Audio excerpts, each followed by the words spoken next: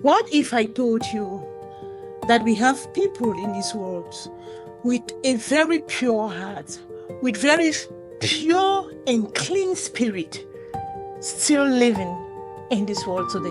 Would you believe me? Follow me to the story. You're gonna love it.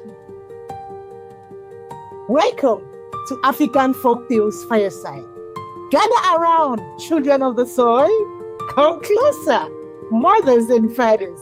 Tonight, under the blanket of stars, let me tell you a story of beauty, betrayal, and the quiet power of wisdom.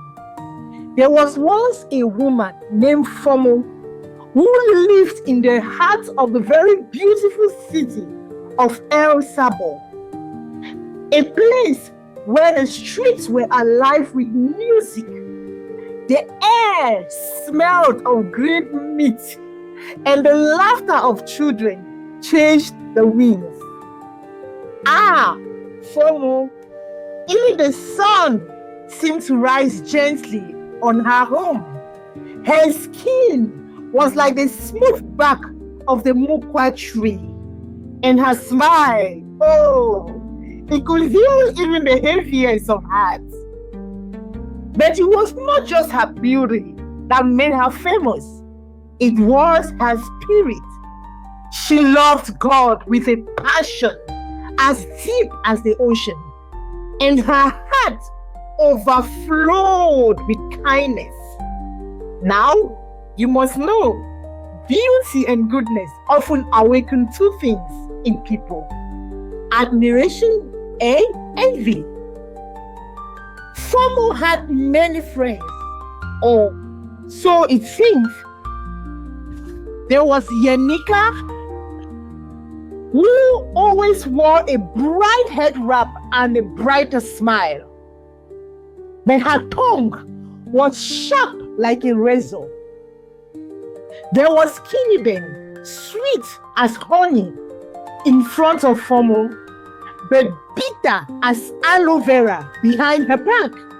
And there was Kanlaka, whose silence was heavy with secret laughter at Fomo's expense. Fomo is so soft, Yanika would say when Fomo was not around. She doesn't even know when we use her. Kiniben will giggle. Or maybe she's just a fool. Kanlaka will whisper, and the others will laugh till their bellies ached. But many listeners, Fomo knew. Oh yes, she knew. She saw how they used her, asking for favors but never giving back. She heard the careless words that floated on the township winds. She felt the stink of betrayal like cold rain in winter. Yet, every day, Fomo chose silence. Every day, she chose kindness. Some people said she was weak. Some said she was stupid. But Fomo knew what many did not. God fights for those who hold their peace. Time passed. Seasons changed. Fomo's heart grew stronger, even as the wounds deepened.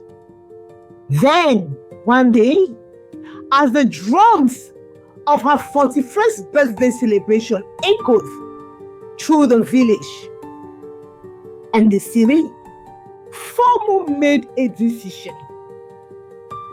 I have carried their sins long enough, she said to herself. Tonight, the river will overflow.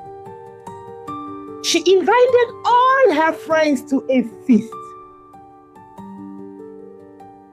The place was filled with music and laughter. The smell of fried and spiced chicken thickened the air. Gifts were exchanged. Songs were sung, and the women danced until their skirts swirled like colorful clouds.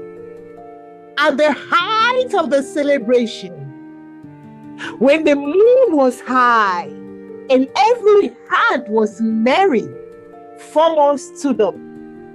She clapped her hands 3 times. Clap, clap, clap. The room fell silent. My sisters, she began, her voice smooth like flowing honey. Tonight, I want to tell you a story. The women leaned in, their faces bright with curiosity.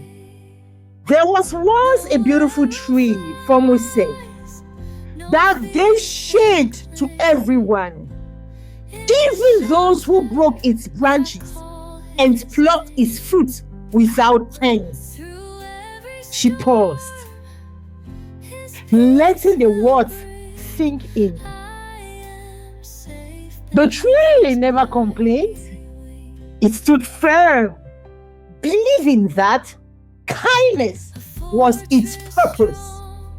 But one day, the tree grew tired. It realized that not every hand that touches you is a friend, and not every smile hides love.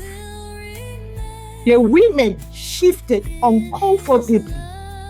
Fomo's eyes, deep and steady, swept across the room. I have been that tree, she said. I have given you shade, food, comfort, even as you broke my branches. I have loved your children with kindness, the purest of hearts. You all know how much children mean to me.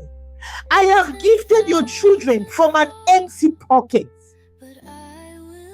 But you have mocked me, even in that. I have never cared.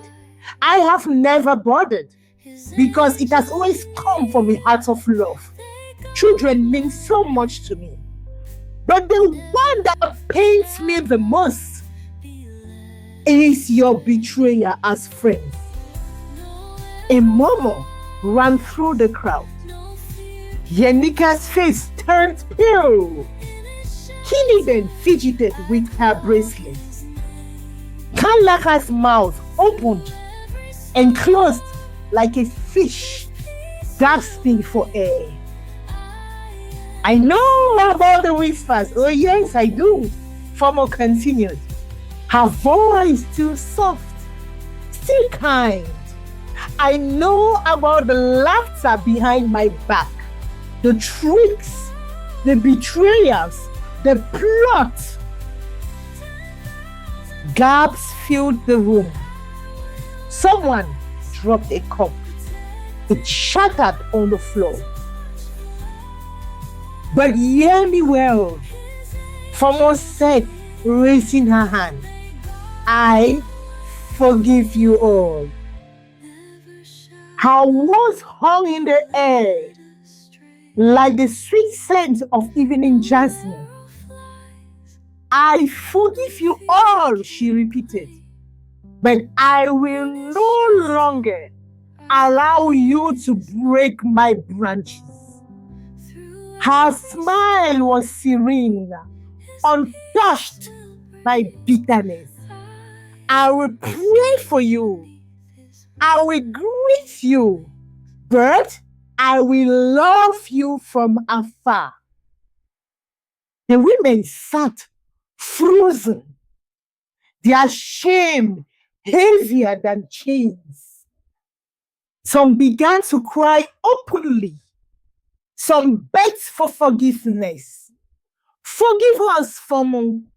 We were foolish. We didn't know. But Fomo only nodded gently, blessing them with a final look of peace. From that day onward, the township spoke of her not as Fomo the fool anymore, but Fomo the wise. And the women who betrayed her then learned that the purest hearts often carry the sharpest swords of wisdom, hidden behind smiles, clothed in patience, armed with the silent strength of God. And that, my friends, is how the fool became the queen. God bless you. And thank you for staying with me by the fireside tonight. And remember, there is more to the fireside. Digest the story. Take the moral lessons. Share the story. Subscribe if you haven't subscribed. And why not? Press the notification button. Until we meet again.